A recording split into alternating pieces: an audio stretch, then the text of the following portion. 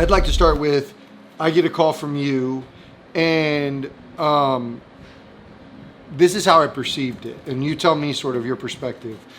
Where I think the most positive takeaway the thing I'm most proud of is that we immediately went to work, right? Like we didn't freak out. We didn't, part of it because I was half asleep. I mean, I had a 30-second freak out. I was like, there's a lot of cussing going on the other end of the line. Well, but I also think that's a testament to, my nature isn't, I think I might have cursed once about it, but my natural inclination is, okay, well, how do we move forward? Yeah.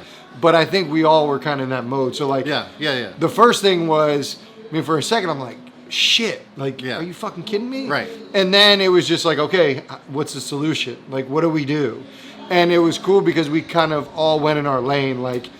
So Jake started, right? Yeah. So he basically brought the server back up because all the channels were deleted as well. Yep. So we basically started with a blank slate again. Yeah. So he went back through, added all the bots that we like to have on the website as far as technical analysis, charts, and all that. So he was going to work on all that, rebuilding the server from scratch, essentially.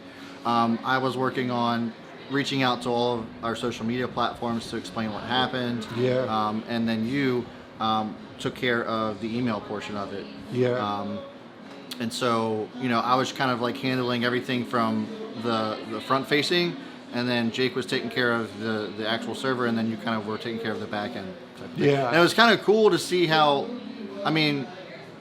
we just assumed those roles. It wasn't just okay, I need you to do this or I need you to do that. It was just kind of, all right, I'll take this part, and then if you can handle that, that's cool. And then we just kind of went to work. And then we had a little bit of a back and forth conversation regarding Discord, and because you pushed back a little bit, almost I don't want to say it was what's the point, or there's nothing we can do. Yeah. And that was the other thing which we haven't finalized, and I'm still trying to work with Discord to figure out what our recourse is. Because we don't want it to happen again. We don't want it to happen again. And we also, for as much as we want to move forward, we're also not going to take this lying down. Right. There's this balance between not being spiteful, but also to let people know we're not going to be a punching bag.